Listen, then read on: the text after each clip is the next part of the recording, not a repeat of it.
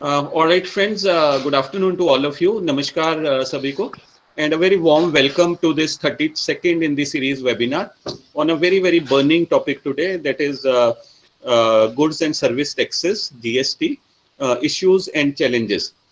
Friends, this webinar is brought to you by IHRDI, which is Inclusive Human Resource Development Initiative, which is a non-government and non-profit organization for the welfare of the masses, which brings about, training and capacity building on various issues. We have been doing it for the last 32 weekend Sundays since the start of the COVID in the country. So friends, this topic has been suggested to us by various participants who join us on all the Sundays. And especially this topic is very relevant to all of us because all of us are taxpayers in one way or the other. We may not be direct taxpayers, but all of us are indirect taxpayers. And friends, as you are aware, that any nation to progress requires money. This money is required by any nation, whether developing or developed or underdeveloped, to bring about infrastructure in the country for its economic growth, for bringing about social welfare schemes, for administering the country, for strengthening of the security of the country, both internal as well as the external. And only those countries are more powerful, those countries are more strong, which have a robust tax system going on for them, because money makes the mayor go around. Without money, nothing is possible. So when we talk about, the Western Europe, or when we talk about Northern America, what separates these two parts of the world from other countries is that these countries are powerful in terms of money. And this money has been brought about by a robust tax system, which is not only compliant, and the tax administration is good, which is simple in nature, and the participants and the citizens of the countries, they also are compliant to these aspects. Friends, when we are talking about taxation, we know that taxation, the government collects taxes from the people in two ways. One is the direct taxation, and other is the indirect taxation. So when we are talking about direct taxes are directly collected by the government from the public, and the public is directly related to it. In terms of, for example, we have the income tax, or the corporation tax, or the wealth tax, the gift tax. All these are the examples of the direct taxes. Similarly, indirect taxes, when we talk about, these are not on income or other aspects, but these taxes are collected by the government on various goods and services that the public use and apply.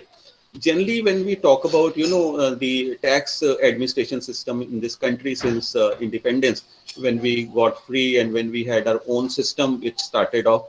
So we had, taxes on goods which were indirect taxes. We started off with sales tax, and we had excise, and thereafter, we had we in the 1990s or so, we started towards, service taxes also on very few items, and thereafter increased it. Now, let's say, if we talk about the near future or the near past, the services taxes have become so robust that it is, it is a major chunk of taxes that are being collected. And over a period of time, there was a lot of demand from all political parties and from all the thinkers, all administrators, financial administration and administrators, to bring about something which is known as a goods and service tax. And after a lot of jaddojahed and after a lot of turbulence, this tax was initiated and passed by the Parliament, Indian Parliament, in the year 2017, and thereafter it has been implemented. The idea is to bring about one tax, one nation, and one market. One tax which is same, one indirect tax on goods and services which is same from Jammu Kashmir to Kanyakumari, and through Gujarat to the entire eastern part of this country. So therefore, with this diction and with this thought process, with this philosophy, This was what was conceived in this tax, and the entire states had to be taken on the page. Lot of deliberations took place. Thereafter, this tax was brought about, and I think during this finance ministership of Mr. Jaitley, this was brought about. And thereafter, now it is around 3 years that this is being done. To what extent it is being undertaken, how the implementation has taken place, whether there are certain hitches into this, what are the roadblocks, what are the challenges involved. So friends, today we'll be talking about goods and service taxes, which I think, to my mind, and what other thinkers also say, this was one of the financial reforms that the country has undertaken since the passing of the constitution in the year 1950. And it has a huge potential.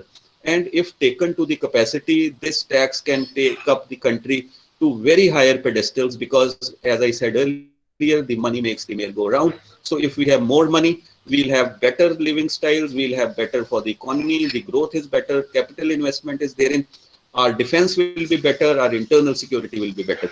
And today, friends, to talk about these issues, we are very privileged to have among us ourselves three top-notch professionals into the field of tax administration and into the field of tax compliance, and a businessman also. So friends, with your permission, please welcome the three panelists today, Mr. Madhusudan Sharma, Mr. Vikram Arora, and Mr. Manish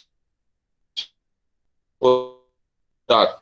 Mr. Madhusudan Sharma is an excise and taxation officer. Presently, he is the state tax officer for the GST enforcement wing based at Amritsar. Mr. Vikram Arora is a chartered accountant by profession. By degrees, he is a FCA, ACMA, PG, Diploma in Computer Application, DISA from ICAI. Oh, sir, lots of degrees. He is a founder partner of Arora Vikram and Associates. He's been there in this profession since last 24 years. And he is very privileged to tell you that he is a rank holder in both CA Inter and CA Final. And he dabbles into issues of academics also, in terms of various sessions that he undertakes on financial literacy, income tax, goods and service taxes, and TDS, and lot of them in terms of financial domain. Mr. Manish Poddar, the third panelist, my dear friends, he is a serial entrepreneur and he is a startup enthusiast. He is a founder and a chief executive officer of Credit Elephant Private Limited since the year 1990s, around 30 years now. And he is also a dealer principal for the Honda Cars Limited since 2015. So friends, I welcome all the three panelists on this panel today, and it's a privilege to have all three of you who are so professional into their lines to discuss and debate about today's topic. And friends, this panel again that way is further strengthened because of the fact that we have one of the officers of the government of Punjab.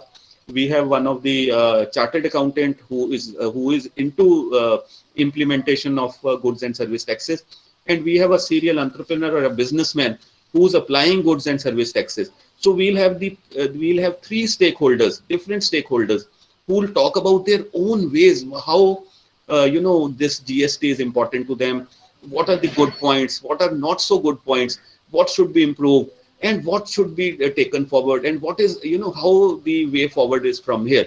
So firstly, I request Shri Madhusudan Sharma ji to come up on the dais and talk about the legacy of the goods and service taxes, how the government is going into all these aspects. So warm welcome, Madhusudan ji, and the dais is all yours.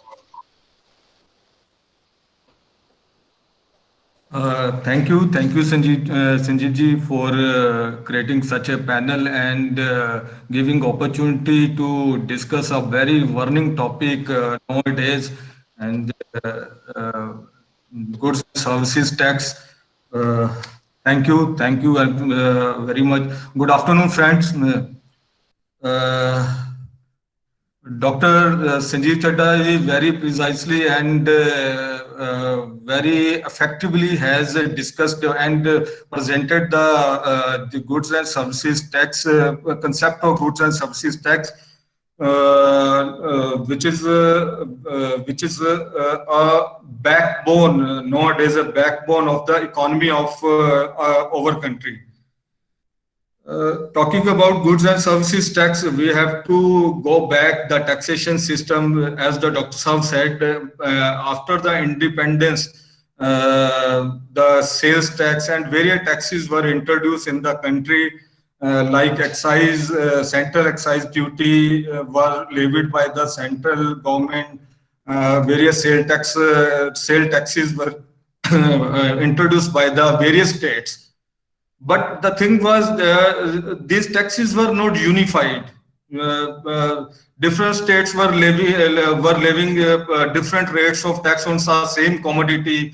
A commodity which was taxed at a particular rate in Punjab, that was being taxed at different rate in the other state, and there was a lot of problems in the taxation system. The major problem was the cascading effect of taxes. Some taxes were being levied by the central government. These were as per the constitution, these were in the union list. And some taxes were levied by the state taxes. These were in the state taxes, and some were being levied jointly by the state as well as the central government. But there was tax on tax, cascading effect was on taxes, whereas central excise duty was being levied by the central government on the manufacturing stage, and after the manufacturing stage, the sale tax was being levied by the states, and at the time of levying sale tax, that particular portion of excise duty, that was again being taxed by the states, and tax on tax was being levied, and by doing this, the over goods were being sold at a higher rate, and we were not being able to compete in the international market, as our export were being were at a higher rate as compared to the other countries. So to overcome these deformities in the taxation system, a unified taxation system was needed, and for this, the unified system, idea of goods and services tax was moved in 2000 by our then Prime Minister to have a one nation and one tax, on the concept of one nation and one tax. Then the idea of GST, goods and services tax, was conceived. And after the various amendments, after the 2000, when the idea of GST was made, various amendments and various constitutional amendments, finally on July 1st, 2017, goods and services tax was implemented throughout the India with the concept one nation, one tax. Now, almost 17 type of taxes were subsumed, and a single taxation system was brought into in the country. So the taxes which were subsumed in GST are excise, central excise duty, which was being levied at the manufacturing stage, various state taxes, value-added taxes, luxury taxes, entertainment tax, and the most important tax was the service tax, which Dr. Saab said which was a major chunk of the taxation collection in all over the India. Earlier, as I am explaining the various type of taxes, one has to be compliant to these taxes. Returns have to be filed for all these types of acts in various states and with the various departments. Now, after subsuming all these taxes, one has to deal in a single tax, which is the beauty of new taxation system. A single one has to deal with a single department, and a single return is to be filed in a single department. This is the beauty of the new taxation system, and it is a multi-stage destination-based tax. Earlier, what was being happened, say if I am sitting in Pathankot and I have to purchase the goods from Delhi, I have to pay CST, and thereafter coming from by bringing in the goods at Pathankot, I have again to charge tax under the state tax. No, the taxes are GST is being levied at the manufacturing stage, and credit of tax is being provided to the dealer at every stage, and it is a destination based because the tax is being transferred to the state where the consumer actually the goods are being consumed. That tax is being passed to that state. Credit of tax paid at earlier stages is being provided at every stage, and at the end tax is collected at the final value at which the consumer consume the goods.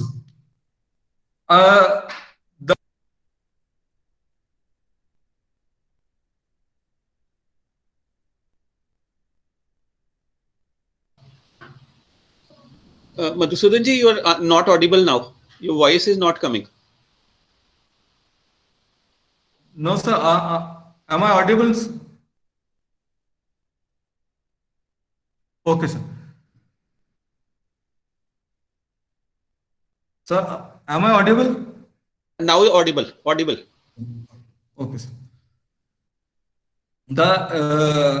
What I was explaining earlier, registration, the quantum for registration in the value added tax system was 5 lakh rupees. That has been enhanced to at the time of introducing GST, it was 20 lakh, which has been enhanced to 40 lakh from 1st April 2019 onwards. No, the dealer who are whose quantum of turnover is below 40 lakh, he need not to have registration in the goods and service tax system. It is up to him whether he wants to have registration or he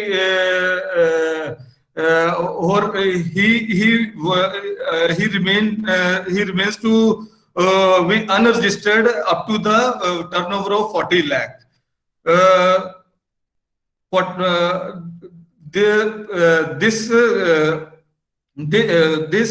turnover is 10 lakh for the 7 special states, including Jammu Kashmir, Himachal, Mizoram, Meghalaya, Uttarakhand. This quantum is 10 lakh.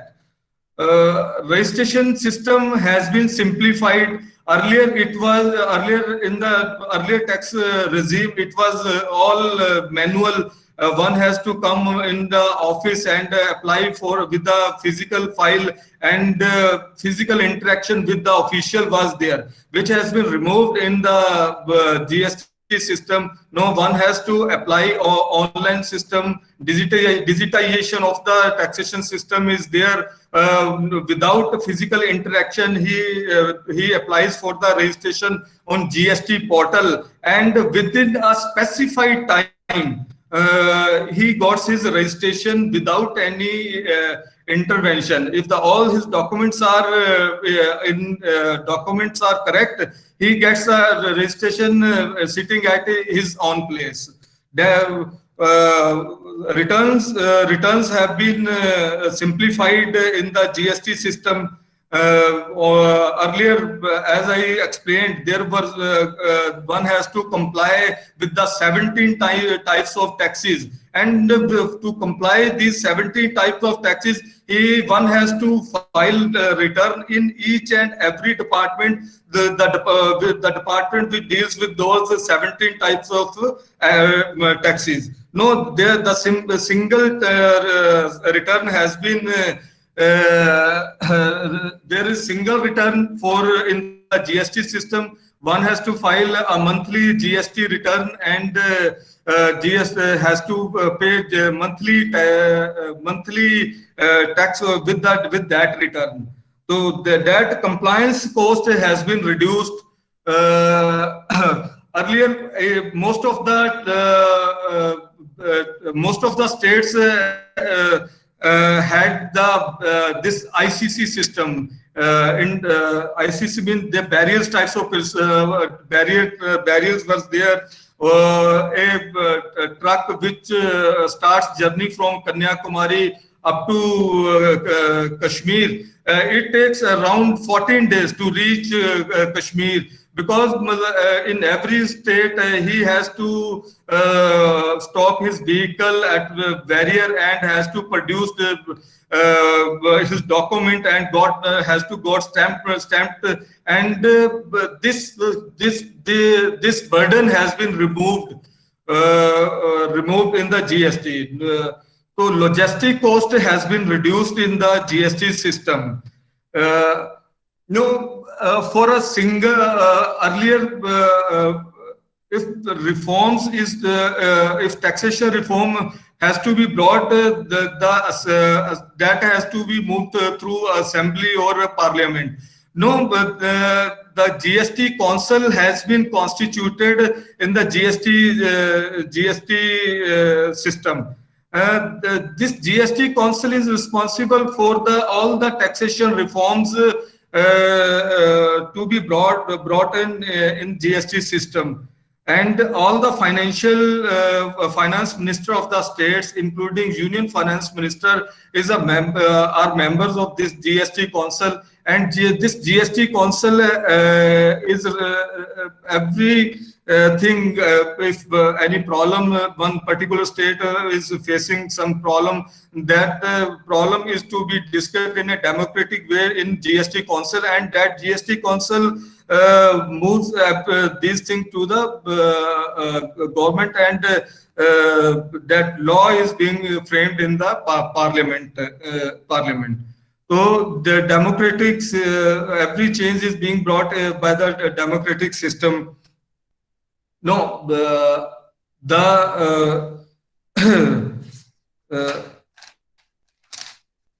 rates, unified rates, taxation rates have been introduced. There are mainly five types of rates in the GST system. One is 0% for exempted goods, 5% is there, 12% is there, 18%, and finally 28%. For special category of commodities like jewelry, 3% is there. And this is the beauty of the this GST system. Unified rates have been implemented throughout the India.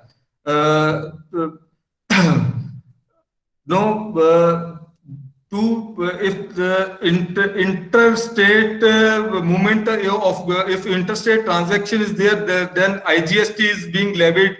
By IGST, I mean integrated goods and services tax.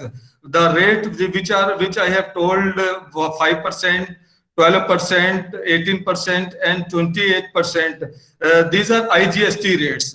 When the transaction is within the state, if I am sitting in Pathankot, I am purchasing something from Pathankot or within Punjab, I will have to pay 50% SGST and 50% CGST. By SGST, I mean state goods and services tax, and by CGST, I mean that Central Goods and Services Tax.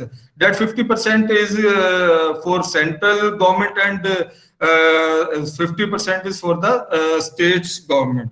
No, at the time of implementation of this GST, states were having the apprehension they will lose a very important chunk of their tax. No, for their apprehension has been removed by the central government, as the central government promised them to compensate them for the for next 5 years, starting from 2017. Uh, no doubt, there are still some challenges in this taxation system also, as compliance for the tax GST. That's still a big challenge for the department, because that unorganized sector, there is tax evasion still there, and that is the biggest challenge right now for the departments. And for as you all are aware, there's fake invoices, fake ITC, that though the government is trying to curb this menace, but that still this menace is still there. But with the passage of time and reforms reforms are being introduced by the central government, we hope within days we will be able to curb this menace of this fake invoicing and tax evasion, so that the tax collection is improved. And as Dr. Saab said, this tax collection is the backbone of the society, and it's a country, and it is a it is an important one for our internal security as well as the external security and the prosperity of the country. No, with the introduction of GST, the ranking of the country has improved in ease to doing business. Exports are giving challenge to other countries. This has happened all because of the GST system. So, we hope in coming days this taxation system will improve, and the challenges which the department are facing, these will be curbed with the introduction of the technology and new IT system. So I again thanks all of you, Dr. Chadha, for giving opportunity to share a very burning topic of taxation system. So again, I thanks, and with this, I hand over podium to Dr. Chadha. Thanks, Dr. Thank you. Right. Thank you so much, Madhusudan ji, for explaining very briefly and in very simple language what GST is all about, and what is the historical legacy of GST, and what GST is doing for the country, and what is the potential of this. So again, thank you so much for your enlightening comments on this. Not taking long, now I request the second panelist of the day today, my dear friends, Mr. Vikram Arora, to take over from here and give his viewpoints on what this taxation is all about. And mind you, Mr. Vikram Arora is a chartered accountant who's working with various business firms and corporate firms on trying to implement the law of GST, helping them around in this. So welcome, Vikram ji, and the stage is all yours now. Thank you, Dr. Chadha. This is indeed a privilege for me to be part of this platform today. A special thanks to our moderator today and our binding force today, Dr. Sanjeev Chadha ji, who has given me this opportunity. to interact with you all. I was just going through the Vikram, the voice is a little voice. The volume is lesser. Yeah. So if you can speak in the mic, yeah, please. yeah. I'll try to speak in mic. I hope it's okay now. It's better now. Hope it's better Volume now. Not थोड़ा audible. कम है. जी, Not ji, audible. yeah. Not audible. I don't know what I'm using now. Let me check. If this is audible now, it's better. सही है. अब सही है. That's great. First of all, thanks to all participants. I was just going through the list of the participants. It was really nice to have you all here. My co-panelists, Shri Madhusudan ji and Mr. Manish Podar, both are here to interact on GST. As we all know, GST is a bit new topic for all of us to understand. However, it is almost 2.5 to 3 years old now, but still, it's a newborn child, I would say, because the things it's something like which is evolving out in our economic system.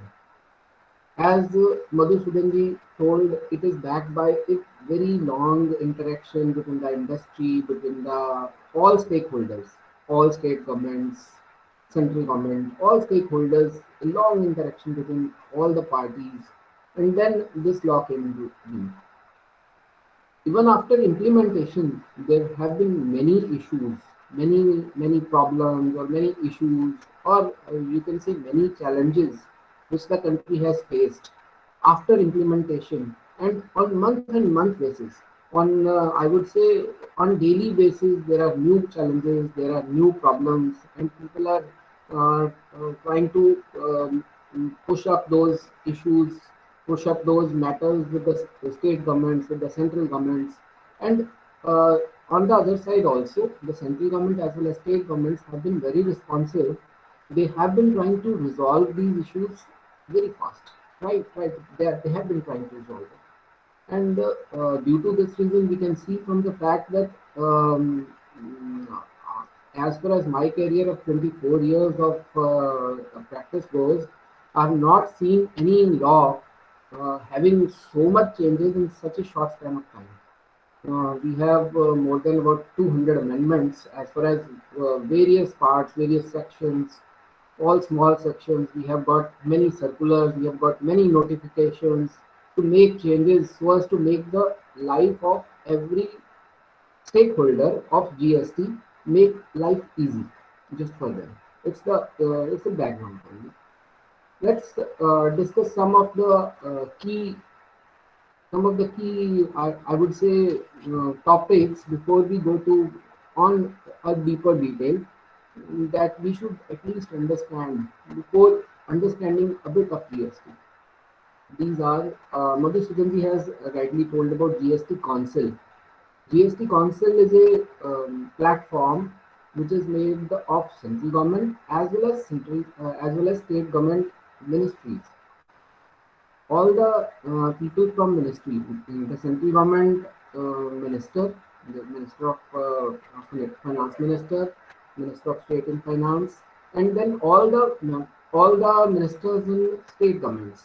They are all members of this GST council, and it is the main binding force which works like all the representations, all the issues which where there are problems or which need some solution, they come to GST Council, and then GST Council in its meetings discuss those major issues, and then gives recommendation to the central government, to the Ministry of Finance to make those changes. On the basis of those recommendations only, it's a democratic system. On the basis of those recommendations only, the central government makes changes. For example, there are some changes, there are some representations that there is need to change rate of some particular item which people generally think that rate is higher.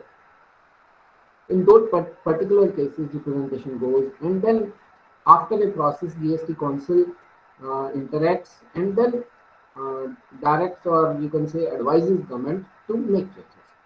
So this is one is GST Council. One another a big stakeholder is GST Network. Now, what is GST Network? GST Network is a company, it's a government promoted company which looks after the online GST portal, which is which is, I would say, the backbone of this GST system across our country. Every transaction, the ultimately what government needs, what government looks forward to, that every transaction is routed through GST portal, be it on the daily basis, be it on the weekly basis, be it on the monthly basis, or maybe a quarterly basis. But all the transactions, they need that it should be routed through GST network. So that GST portal, the effectiveness of GST portal becomes very important for this GST implementation activity. That portal, all the dealers across, let's say we have 1 crore dealers, we have, I suppose we have 90 lakh odd dealers across India, which are filing their returns, which are submitting their data on monthly, quarterly, weekly, daily, whatever be the priority. On that basis, they are feeding their data in the system, in the portal itself, and the portal captures that data. Then matching happens. On the basis of that matching, some mismatches do arise, and artificial intelligence is being used to find out the solutions for those mismatches. That's a really long process. I would say this whole process will take approximately the GST network to reach to its full level, to the level where the government sees it. Maybe it may take 4 or 5 years more to reach that level. Another issue, another small topic which we need to understand before we understand GST is what is IGST, what is CGST, what is SGST. That is all. These 3 key words are important. GST as a tax, it's like you can say it's separated by these 3 words: integrated tax, the one is central tax, one is state tax. So, as we all know, the goods and services are moved from across India. One movement is we move some services, or we move some goods from Punjab to Punjab only. That is intra-state movement. One part is we move goods from Punjab to Delhi, or Punjab to Chandigarh, or from Chandigarh to Delhi. That is interstate movement. In order to separate these movements and separate the revenue portion, they have given this settlement kind of a thing. IGST is the tax which is levied once goods or services are moved from one state to another. For example, I'm sitting in Punjab, I want to send some goods to Chandigarh, I would charge IGST. In the same way, if I want to sell something in Punjab only, I charge two taxes in equal proportion. One is CGST, other is SGST. For example, the tax rate is, let us say, 12%. If I am selling something to Chandigarh from Punjab, I will charge 12% IGST. But in case if I am selling to Punjab only, I will charge 6% CGST and 6% SGST. CGST means Central Goods and Service Tax. That anything which is in Punjab, anything which is moving within Punjab, it has 2 portions. One portion is central tax, one portion is Punjab tax, one portion is state itself tax. Let's say if I'm in Chandigarh, then it will be Chandigarh state tax or Chandigarh UT tax. If I'm in Haryana, it will be Haryana state tax. It will be like this. So all the taxes which emerge from within the state, they has got 2 portions now. The basis for this apportionment is generally that all earlier taxes were either VAT, state VAT, or it were central excise. So one part is central tax and one part is state tax. Just to accommodate that thing, the system has been brought, the taxes be brought into, be divided into two parts. One is what is called CGST and SGST. Another issue that is important, then why IGST? Madhusudanji has pointed out in his deliberation that GST is a destination-based tax. What that means, let us understand that part also. Tax is to be collected by the state. Tax is to go to that state where the material is being moved. For example, I am sending some goods from Punjab to, let's say, Himachal. So the tax will move from Punjab to Himachal. The ultimate consuming state will get the taxes portion. That's the basic funda. That means that is the basic funda of GST, where we say that it is destination based tax. It is destination based. That means I will charge IGST with a state code. State code is, in my case, let's say goods are sent from Punjab to Himachal. Then the Punjab has got a separate state code. Himachal has got a separate state code. I'll charge IGST and pay IGST from Punjab. And from Punjab, it will when the national level reconciliation will happen, that tax will be shared with Himachal because the taxes, the goods have moved to Himachal. So this is a basic funda where things work. Another a bit on the types of returns we generally file for GST. In GST, up till January, last month only, the system which is operational is kind of, for large taxpayers, it is kind of monthly returns, where they fill two types of returns. One return is for their tax calculation, that is called a return in GST 3B return. This is called GST 3B. In this return, they calculate how much sales they have made, how much tax is due on sale, how much purchases they have made, and how much input credit they can take on the purchases, and balance what is the tax to be paid to the government. They calculate and they pay taxes on that basis. That is a simple 3B return. That is filed on monthly basis for large taxpayers, and for small taxpayers, it is being filed on quarterly basis. The other return, that return is called GSTR 1 return, which is a very important return for GST movement, for GST system at large, for GST network, for all stakeholders. In this return, all the invoices are entered. For example, if I am a GST dealer, I am selling to different persons. Some persons are those who are direct consumers. For example, if I am a tire dealer, let us take an example. I am a tire dealer. I am selling tires to direct consumer. A person comes, wants to get his tires fixed. Those tires are fixed. I sell him 4 tires on cash basis or whatever basis. He doesn't have a GST number. So I create a bill wherein he is a consumer. So my billing is B2C. I am a businessman. I am a business owner, and he is a consumer. So my billing will become B2C billing. On the other side, in some cases, I am selling some tires to a tire dealer also, who is to take input credit on whatever I have sold. For that, he needs a tax invoice. So that will be a B2B sale, business to business sale. And in that sale, the person on the other side will get input of the taxes which I have charged from him. I'll make a bill.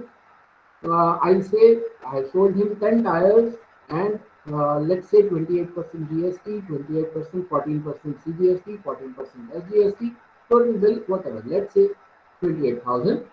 The GST portion, he'll take input as he has deposited that tax. Once he sells those tires, He'll sell, let's say, at some higher rate. He'll add some value to it, and he'll pay tax on the only on the value addition part, because he'll take credit of the purchase of the input tax, of the credit of the tax paid to me. Whatever he has paid tax to me, I'll pay my tax, I'll take my input credit, he'll pay his tax, he'll pay his input credit. So there'll be a chain, there'll be a step-like movement, that all the taxes which have been paid on purchase will be benefited for payment of next tax. So in that case, government will get the full tax on the final item. Let's say tire will be sold to consumer at last, but government will collect taxes from, let's say, three dealers, but they will collect in their own value addition portion. So this is the impact of GST. This is how it moves. So on the basis of that, I was telling about GSTR 1 return, wherein all the dealers, all the taxable persons, all the persons having GST number, they file their returns and they submit in their returns that they have sold material to some GST person or some non-GST person, some B2B sale or some B2C sale. B2B sales is to be reconciled in the sense that next person will get credit for the sale, next person will take input for the sale. On that basis, invoice matching will happen, and matter will and that GST credit will pass on to the new person. As far as B2C is concerned, in that case, the GST credit will stop there, because end consumer, the material has been received by the end consumer, so last transaction will cease there. So the GST transition and invoice matching will cease there. So this is the basic concept. One concept I would like to add is that is e-way bill concept. What is e-way bill? This concept was brought. Madhusudanji has told that after GST it has become very easy. There are no state barriers for movement of goods. E-invoicing has been brought in with that intent to free up our barriers, free up our state barriers, where every time there is a checking, every time there is a checking. GST introduced a concept. In GST, there is a concept called e-invoicing, e-way billing. E-way billing. In this concept, every material which is more than worth 50,000, just 50,000, every bill is to be input into the GST portal, into the GST e-way bill portal, and an e-way bill is generated.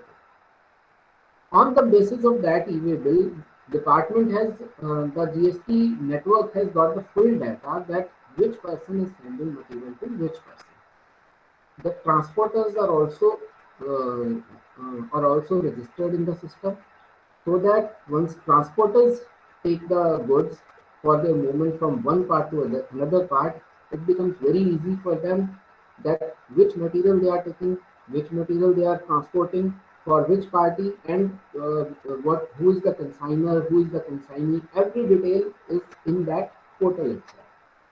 This helps statewide barriers movement has been done away with, so it is now very easy.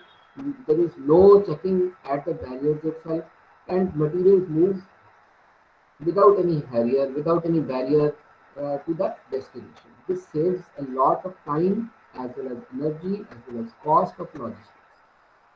It is estimated that generally, after introduction of this system, some 30% of the logistical time and about 10-12% of the logistic cost has been saved out of this amount.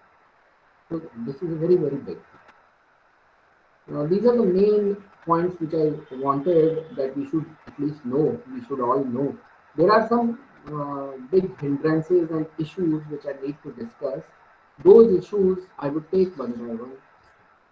We all know that GST is, I would say, as far as India is concerned, Indian history is concerned, it is the biggest economic reform ever we have ever had. So once we are a very big country, we are a very diverse country. Such a big reform takes place, and that takes place without any hitches. Uh, that seems almost impossible. And that's the fate of GST also. We have seen that across these 2.5, 3 years. Uh, so many amendments, so many changes since the day one till today. So many changes that it has become really difficult to keep a track of the changes. That is really difficult now. I'll give an example. A restaurant business. Let's talk about a restaurant near somewhere in Chandigarh. Once the restaurant GST was came into picture, they were allowed to take credit of they had the option to take two types of GST. One GST was they were charging 18% in their food bill, and they were allowed to take full income. After some time, changes were made. They were given two options.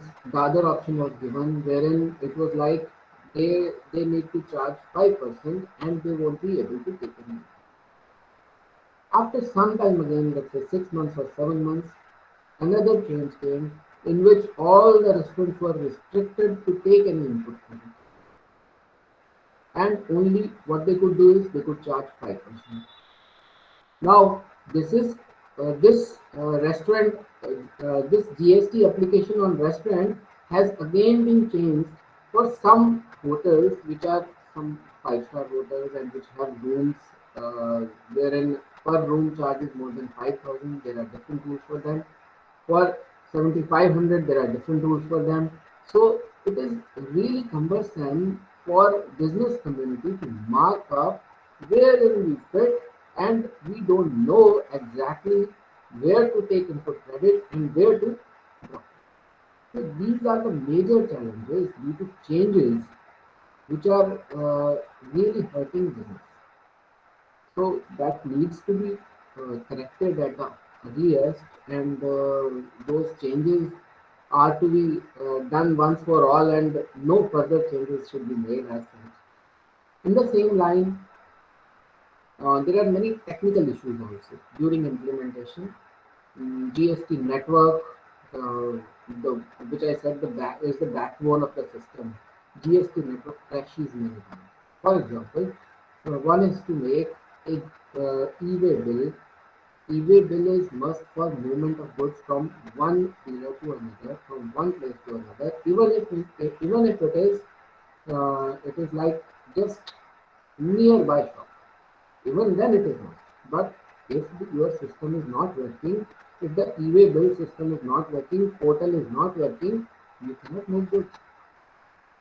So we are dependent on a system. So that system has to be strengthened to that level that no uh, problems, no issues occur those systems in those systems. Another some important issues which I would like to add here: rates of taxes. Last year I was in Dubai. I was studying GST. They have VAT in Dubai. They have a single rate of 5%. Everything is taxable at 5% and with least of exemptions. And our country being a bigger country, being a diverse country, and we are more towards social reforms as such. We have many social issues as such. Keeping in mind, rates have been fixed like 5, 12, 18, 28, and plus cess, and rate goes up to 43% also. In some cases, the special rates are 3% or whatever. In the same way, rates are fixed, but every item in some cases is 5%, in some cases it is 12%, some cases it is 18%. For example, if you look for footwear, some of the footwear which are let's say below 500 rupees, slippers, those are taxed at 0. Some of the sleepers which are for up to rupees 5,000, up to rupees 1,000, they are taxed at different rate. Which are above 1,000, they are taxed at different rates.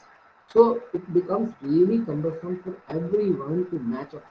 And then the next height is change in rates. GST Council makes rate changes. All the so that becomes really cumbersome for the industry as a whole to match up with the system. So that needs to be checked. Same way, there are issues like there is one threshold turnover, the minimum turnover, which is very good that GST has kept at around kept at 20 lakhs or 40 lakhs in some cases. So there are some confusions. There are many litigations over the threshold limit also, which need to be clarified. For example, there is a doctor. Doctor is providing healthcare services. Healthcare services are exempt from GST. We all know, but he's providing some, let's say, some other services, 2 lakh, 3 lakh, 4 lakh. But what the threshold limit? That 20 lakhs limits is not applicable to him.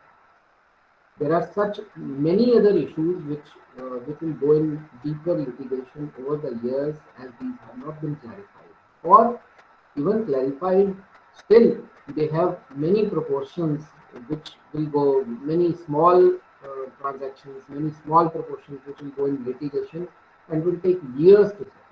I would say some of these will take maybe 10 years, 15 years to settle as a law, that what will happen. So that's a big. Another point Madhusudanji was telling about fake invoices. Fake invoices has become a really big challenge for us. The major reason that I earlier discussed is the reason that I have earlier discussed is the difference in rates. Same item, nearly same item, nearly. Something made of rubber is taxed at 28%. Something made of rubber is being taxed at 5%. Something made of rubber is being taxed at 12%. So the benefit of these different rates, there are not always good people around. Some bad elements are always there in the system, and they take benefit of that. So that gap of 5% to 28%, that gap is matched by these state. So that system has to be plugged, and government is taking really strict actions now, but that needs to be plugged really fast so as to make this GST system really a transparent system. So those are the major issues. One more issue I would like to highlight would be GST is not still applicable on, we all know, petroleum products or some of such other products also. So which also becomes petroleum is the major petroleum items, let's say diesel or other petrochemicals are the major inputs for the industry. Industry takes industry uses all these items in their manufacturing process, in all their processes, and they are denied of the input credits. So that cascading effect and that tax on tax effect really is still there on these items. So these have to be looked in, and we hope that a resolution for these items comes really fast, and that is the need of our for our country. Any other issue? I suppose we have some interaction at the end. So Dr. Chakra will moderate that. So we can take up any issue which any of the participants have in their mind, and we take in those issues later. I would like to again thank Dr. Chakra and all participants to give me this opportunity to provide me this opportunity to be with all of you and interact on this learning topic of this. Thank you very much. Great. Thank you, Mr. Vikram Arora, for this, very insightful and very practical aspects of the implementation of GST. And you highlighted the various challenges and issues which are there in terms of the rates and in terms of the amendments, frequent amendments that have taken place, and the changes. So many changes have come up over for so quick a time that the public at large or the business people at large, they are finding difficult to cope with this. So I think the third panelist, Mr. Manish, had some issue with his the set as such.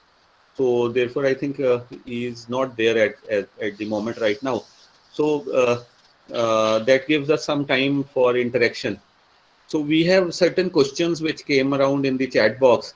So I think if we can see the chat box, and then you can the two panelists, and if Mr. Manish joins us later, then we can have the his talk at a later stage. So Madhusudan ji, there was a question. If you can just see the chat box, and if you want, I can read it out. Uh, the first question. This was by Dr. D.R. Saibi. Does one person company require to register for GST? A single person company, will it have to register for GST or not? Uh, See, Dr. Saab, registration in GST is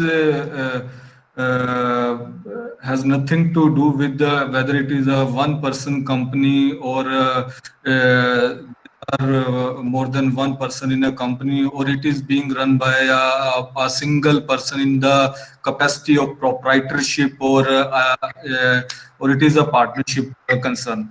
Registration in the GST is a threshold based.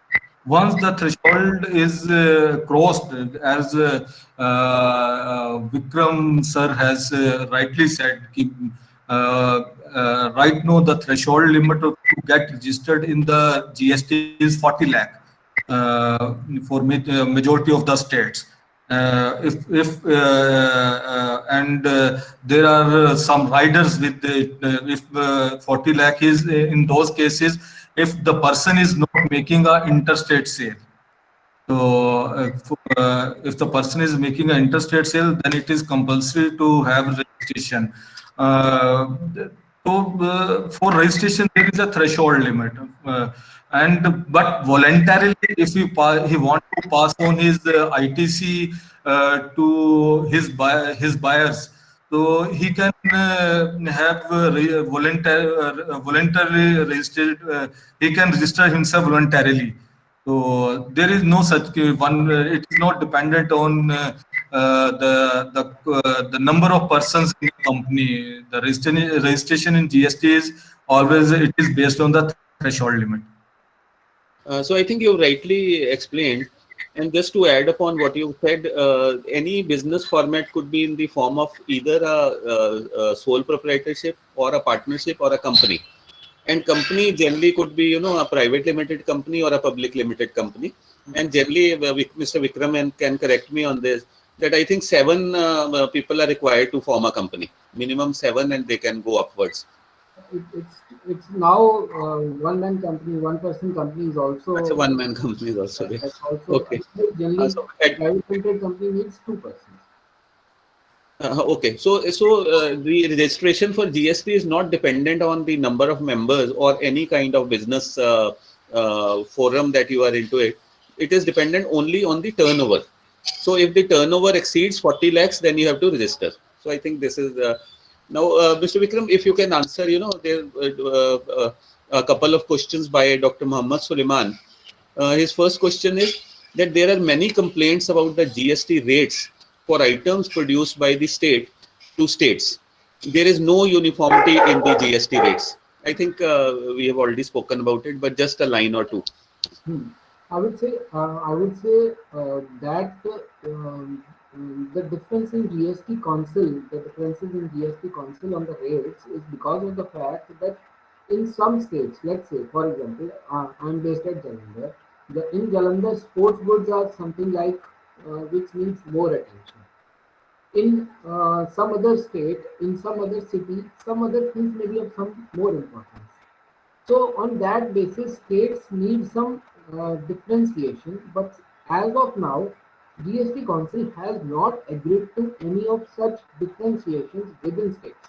And personally, I would say I find it better if GST Council agrees to these differentiation from state to state, then the main concept one nation, one tax will just go in them. So it is always better to have one tax. There may be differences. Our country is diverse country. So priorities will be different across states. But we need to take them along and stick to this notion of one nation, one tax. Thank you, Vikramji. Other question that Dr. Muhammad Suleiman has raised is that the distribution of benefits of the GST.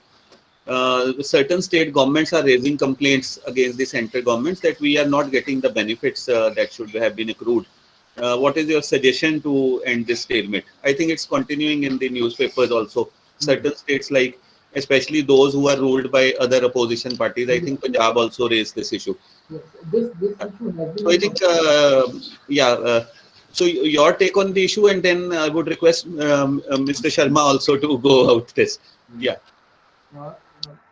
There have been in public domain, these issues have been arising, and we have been seeing those reports that that GST portion or GST part which was due to states was passed on by central government very late. Let's say it was passed on 3 months late, or 4 months, or 6 months late even. So this came into picture when during lockdown time also. When the states had no funds, when they had very less funds as far as for their healthcare part and for their other parts also. So that will remain an issue, but certainly overall there is a agreement between all the states that center will accommodate all the states up to 5 years for there any loss in GST revenue. For example, if they had been continuing with their VAT system, the revenue they would have got, GST system will at least give them that part of revenue. But certainly over what I have seen as far as state revenues are concerned, they have been increasing over 2-3 years now as the GST revenue is increasing. So their share is also increasing, and this will get nullified over a period of time, let's say in a period of 2 years or 3 years, till the time the states are getting their part on time. That's important. I would like to have views of Sir Madhu. Right. Madhusudan ji, would you like to add upon what Vikramji? Yeah, I certainly agree with Vikramji, what he has said. But I think this issue has come up only because of this COVID situation or this lockdown situation. Because earlier to that, the collection of taxes was going, that was fine enough to compensate the states. But due to this COVID situation and lockdown, the revenue collection has gone down. And if it increases in the coming days, I think this issue will also go with the collection of revenue. But one thing I would like to add in. This is certainly something related with the compliance. As I said earlier, if the compliance of the GST is there, say if the people are compliant enough to deposit their tax honestly, definitely the states are going to have their share at the right time in right perspective and right manner. This is all what I can say. Okay, there's another question. I think you will be, Mr. Sharma, you will be better equipped to answer this question by Mr. Surender Sharma. He says that tax collections have gone down considerably. I think you would like to correct him on this. If we go by data which is available in public domain also, the tax collection barring this COVID situation has considerably increased. It has increased, but yes, it has not increased to with that pace that it should have been. The thing again, the thing is we have to be compliant to the new this tax system. As Vikram sir has explained, this with the menace of this fake invoices and tax evasion, that has to be curbed by the state governments or the central government with the help of the technology, data sharing with the different departments that has to be brought in, like GST system and income tax department. The data has to be shared. These are the steps that has to be taken by the state governments as well as central government at their own level to increase the tax collection. So I think the concern of the Surinder Sharma is very right. Tax collection has gone down considerably, but the central government and state government has to see how to curb the menace of this tax evasion. Okay, right. Thank you. Thank you, sir. Yeah. Yeah, Sharmadi, would you like to say something? Just to add and corroborate what he has said, that tax collection have gone considerably only in the GST, where the business was down because of the prevailing milieu or the ambience in the country and of course in the whole world. But the personal income tax has gone high considerably. Thank you, Sharmadi. Okay, Madhusudhan, there's another question. It says that why have you kept the petroleum products, and I would also like to add liquor to this, outside the GST? What has been the philosophy behind this? Why they were not a part of the GST? Because we already have the situation where states are complaining with the central government because they are not getting their share of revenue, and at least they wanted to have some items with them to for taxation.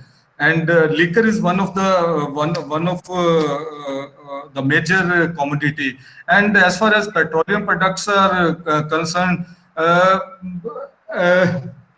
as Vikram sir said, GST system is a multi-stage taxation system, and in GST you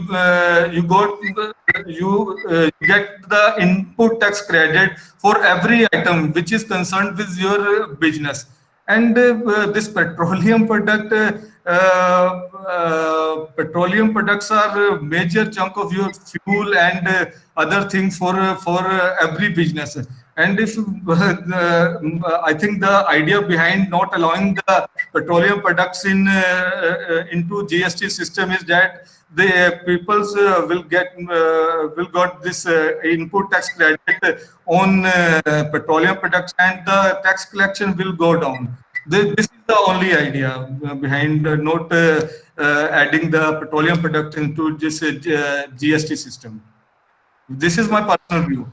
Right. Thank you. I think it's a very pertinent view what you're talking about. Plus, the state government would have something on their plate as well, and not totally dependent on the central aspect. And I think this goes well for the federal structure also. Because we are not a unitary structure, we are unitary as well as federal. So I think it goes well with what our constitution also talks about.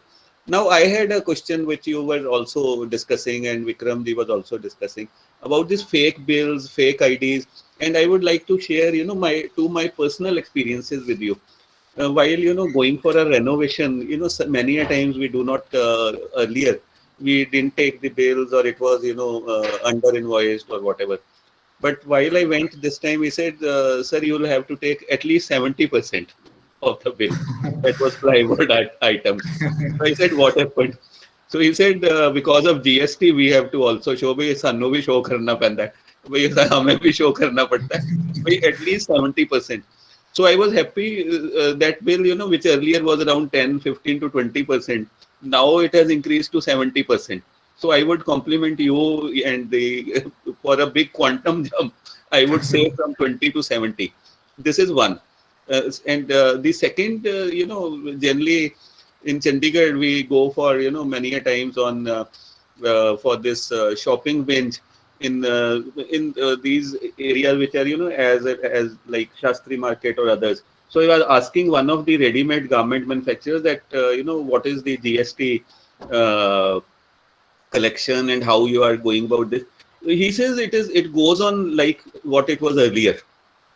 Kande ji because I keep on interacting with the people just to know the stakeholders, because we are in the, you know, we are into the think tank, and otherwise we think and on basis of newspapers and all. But many a times the exact information is given by the stakeholder who's on the ground. So I asked him, मैं पूछा उसको कि अब readymade garment में compliance में क्या फर्क पड़ गया पहले और अब में, what is the difference now? He says कि सर कोई ज्यादा फर्क नहीं कुछ पड़ा. Earlier also it was like this, now also it was like this. So I said in terms of taxes and all, he said कि नहीं नहीं कुछ नहीं ज्यादा फर्क पड़ा, सब मैनेज हो रहा है. So I would like to, you know, ask you about this, that whether I'm not sure whether the ready-made garments for it's some exemption is there, or the rate is low, or I mean I'm not sure. Please. Sir, whenever I interact with the people or some other thing, as Vikram sir was saying, there is a huge difference in tax rate, 5% and 28%. And perhaps the people are more intended for tax evasion, where the rate of tax on commodities are higher, around 28%. But you will be surprised to know the rate of tax on ready-made is 5% only. So it is not something associated with the system. It is more or less associated with the character of the person or character of the society we are living in, whether we are intended for the tax evasion or we want to be a compliant one. This is more associated with the character of the person. I would like to share something here. I was interacting with one of my friends living in Canada. So he was saying that one person who was frequently visited to the church, but he has confessed with the priest of the church that I have made 3 mistakes in my life, and one of 3 mistakes, one was that I at some time I have associated with the tax evasion. मैंने tax नहीं pay किया था एक बार, and he considered it as a sin, and he confessed it in front of the priest of the church. This is the character, and we have to develop the character. तो what person was saying कि पहले भी कोई फर्क नहीं पड़ा जी, अब भी ऐसे चल रहा है, तो think फर्क तो तभी पड़ेगा जब हम में फर्क आएगा. अदरवाइज सिस्टम, गवर्नमेंट ने तो जीएसटी सिस्टम इंट्रोड्यूस किया है, तो मैन पावर भी उतनी है पकड़ने के लिए, सारा कुछ है. गौरव सर के पास, विक्रम सर के पास भी कोई लेके आएगा तो वो अपने पेपर लेके आएगा कि कितने उसने बिल काटे हैं या नहीं है. तो अब अराउंड 1 करोड़ डीलर है पूरे इंडिया में, एंड तो वो मैन पावर उतनी है सारा उसको चेक करने के लिए. तो we have to develop our character कि उसको टैक्स इवेजन के लिए जाना या नहीं जाना. 5% है, 28% है, that hardly matters. Organize sector में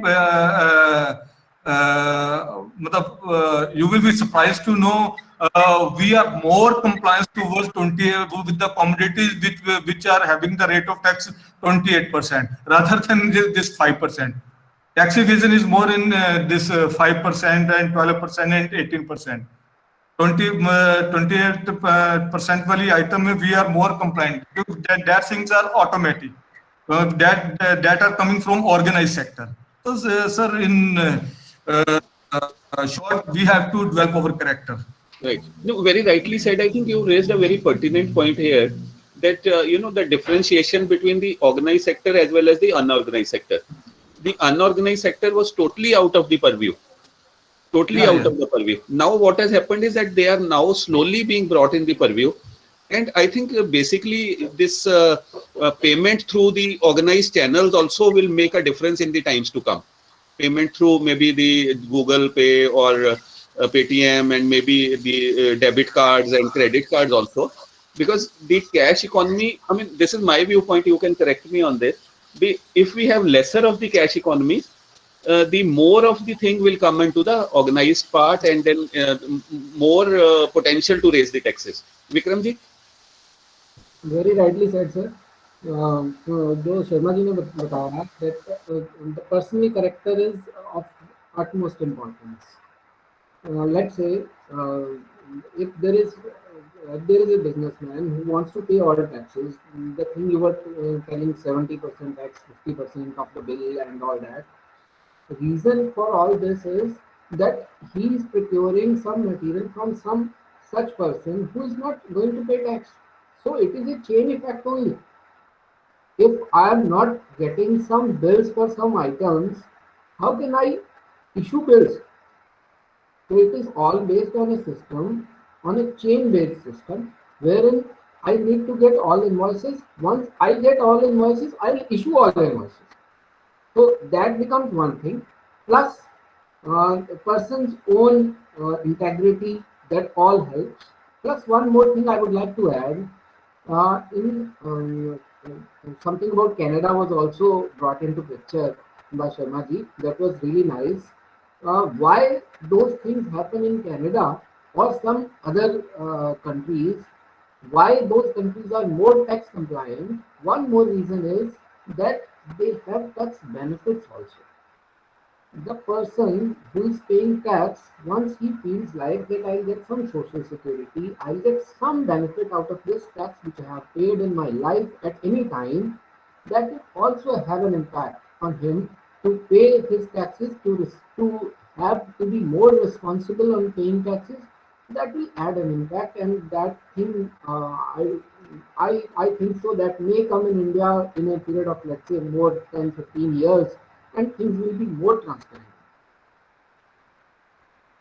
Yes, I think Vikram, you raised a very good point, and which I keep on telling rather, because see, there are two sides of the balance sheet. One part is raising the money, other part is spending the money. And till the time as citizens, we feel that the money is more safe and secure in our pockets, and it is more useful to us. Till the time we will not be paying, or rather only we will be paying under duress or stress.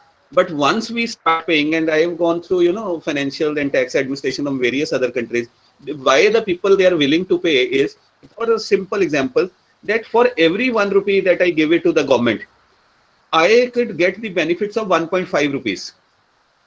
1 रुपया का जो मैं देता हूँ, मुझे 1.5 रुपए का फायदा हो रहा है, तो इसलिए they are very much willing to pay. Even the weekly taxes they pay, as you know that they are getting salaries weekly, we are getting monthly. So they are very much willing to pay, and they do not want to avoid taxes. They do not want to even save money like we have to avoid taxes. So that part has also to be somehow or the other. We are going well on one part, that we are improving laws and all, but that part also needs to be complied with by the second party.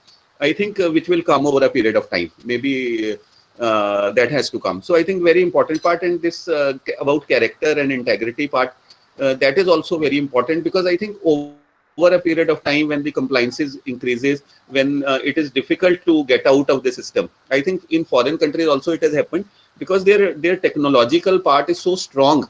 Like if you talk about traffic compliances, there is no policeman on the road. You even go to Southeast Asian nations.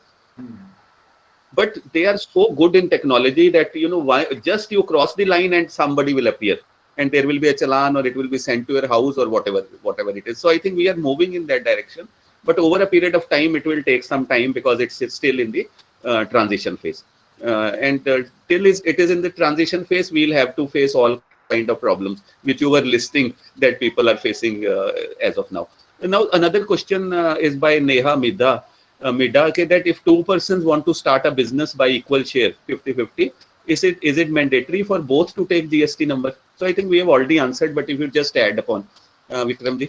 It's like if two persons want to start some business, they'll start in some constitution. That constitution will be either like some partnership firm, or it will be a private limited company kind of a thing. The two things which are generally possible.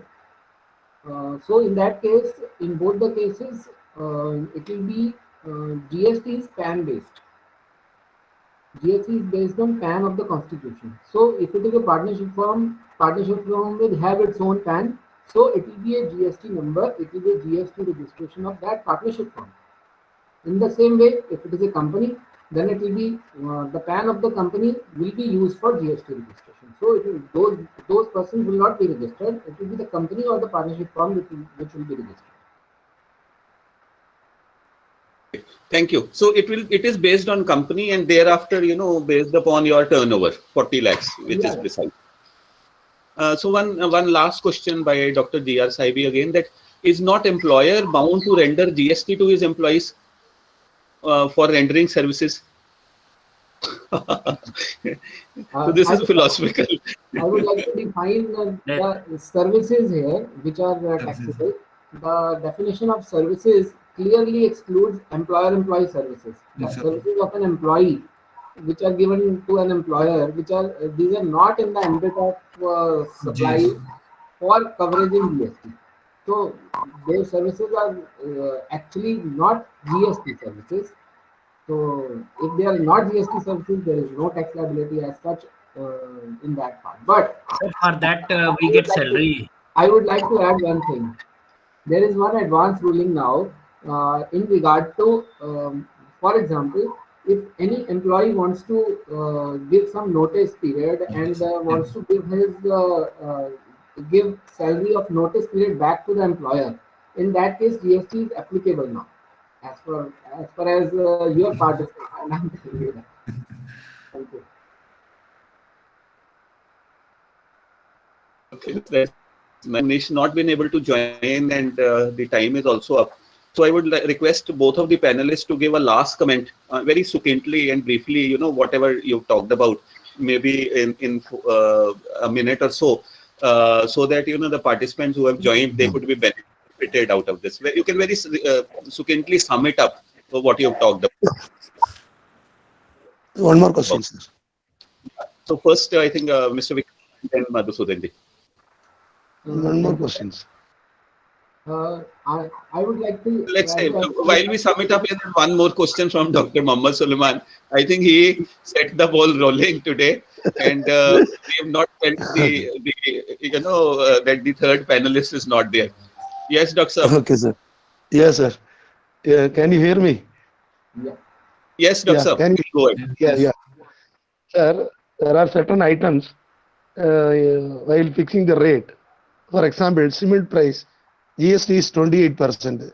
Steel also 28% likewise. So these are all items used by the common people for construction activity. So that is why the cost of construction is going high. So government very well aware that these items are used by the publics and the common people. So increasing of 28% to GST to these items will definitely add the cost of construction, and it will affect the common people. So this issue is to be addressed. What are the remedies to address this issue? I think Mr. Sharma will be able to better address this problem. Yeah.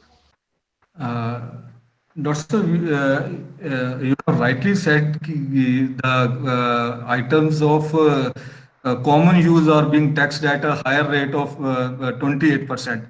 But if we understand the idea of GST, as I said in my address, the certain types of taxes have been subsumed in the GST. So how this 28% rate has come up. These all are revenue neutral rates. The idea behind fixing the rate of taxes are revenue neutral rates. Earlier, central excise duty was being levied on item on cement. 14% central excise duty was being levied pre-GST era. And on that, 14.3% of VAT was being levied in Punjab on GST. Collectively, the total tax was 28.3%, and role of other taxes, if we keep apart the role of other taxes, these two taxes, central excise duty and this VAT, that was, if we add them, both of these taxes, the collective rate was 28.30. But right now we are giving 28%. So in a way, the tax ratio has come down. So if this idea is to be understood, what has happened in GST and what was earlier being charged on a particular commodity. So that's what the government was saying. Ki after the introduction of GST, the rates of the commodities should go down. Right. Thank you, Madhusudanji. And I think that's very valid point put forward, that 17 tax have been subsumed, and if you just go by overall, we could see that it should have come down. So, friends, we come towards an end, and I would request the two panelists to just sum it up what they have spoken about. So, start with, let's say we start with Madhusudanji only, then Vikramji will come up, and then last comment I will make. So it was a wonderful meet. The initiative was taken by Dr. Saib, and we are anticipating the more to come in near future. And the topic which was taken up for today's webinar was a burning one. So GST is still, though the government is getting a handsome amount of tax collection, but there is a huge potential in this area. And as we were discussing, it can be achieved only through compliance and removing the menace of tax evasion. And the government is trying at its level by associating many things with the technology, by sharing information among the different departments. And in the coming days, I think it will be very difficult for a single person to even going for the tax evasion, even thinking of the tax evasion also. So, hoping for the same and getting tax for the better tax collection in the country, so that as we were discussing, our coming generation could realize the facilities like the other countries are getting. So thank you, Dr. Saab, and thank you all the participants for giving me the opportunity to share my ideas on GST at this platform. Thank you. Right. Thank you, Madhusudanji. Vikramji, your last comment. Sir, I would like to add to what Madhusudanji has said, that may this flourish, may this GST regime, may this GST tax flourish like taking all the best possible collections, as well as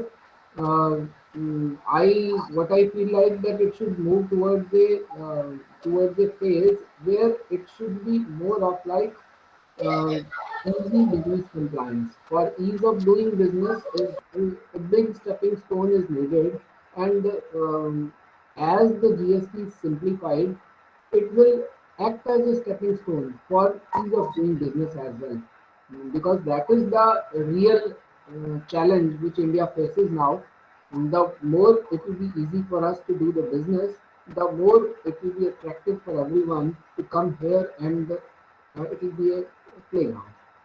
So with these words, it will be like challenge for both sides. It will be a challenge for taxpayer as well as a challenge for government as such, for implementation in such a way that it is a boom for everyone. With these words, I would like to thank for this opportunity to Dr. Sanjeev Chadda ji, all the panelists, and all the participants for giving me this opportunity. Thank you very much. Right. Thank you, Vikramji. Just to now, friends, we come towards an end of this webinar. Just summing up, what the elite panel has talked about, and unfortunately, we missed Mr. Manish Podar's inputs on this. See, this tax comes up as a major financial reform that this country has undertaken, and it has many pluses also, that it has been able to, simplify the returns by subsuming around 17 taxes into one. It has talked about one nation, one tax. The compliance cost has reduced. The logistic cost has further reduced, and it has made our exports competitive. And it has the potential to curb corruption also, because we know that nakas throughout the country, they were dens of corruption. Then the taxpayers, the character of the taxpayer needs to build up. This what the panelists were quite vociferous and consensual about this. Still, there are a number of issues and challenges which are still there, and I think the GST is still in a work in progress, which has a number of challenges, including the multiple rates. There are so many amendments, and so fast they have taken place, that both the business people also, and even people with such gray matters like chartered accountants, they themselves are confused what has happened today and what will be happening tomorrow. So this needs to be curbed. These are challenges, but I think when we talk about better tax compliance in terms of simple tax, lesser rate tax, and then more and more people into the system. So while India faces a challenge of diversity, it also faces a challenge of a big unorganized sector. So this is also a big challenge, and I think with like what we were discussing, with more lesser of the cash and more of organized banking coming into the system, things will be much better, and the new generation will be more which will be more agree to be a part of the system as such. So therefore, friends, over a period of time, we think the potential of this taxation is huge, and India, it has the potential to bring about India as one of the developed countries of the world. And because the more the money the government has, the more it can spend on its people. So friends, with these words, we thank the three panelists, Mr. Vikram Arora, Mr. Madhusudan Sharma, and Mr. Manish, who unfortunately could not take up his address. All the participants who join us, the lovely audience that join us from various parts of the country every week, every weekend rather, on Sundays. The IHRDI team comprising Sanya, then Dr. Mohammad Sulaiman, who helps on various issues, Dr. S.K. Sharma, Dr. Saibi, who has been a great sort of strength for the team, and with their constant support only things have come around. I also like to thank Mr. Dinesh Juneja ji, who introduced me to Mr. Vikram Arora, and Ma'am Sangeeta Sharma, who introduced me to Mr. Madhusudan. So friends, with these words, we come to an end. And goodbye to all of you. Have a safe and enjoyable Sunday. Goodbye, sayonara, and namaskar.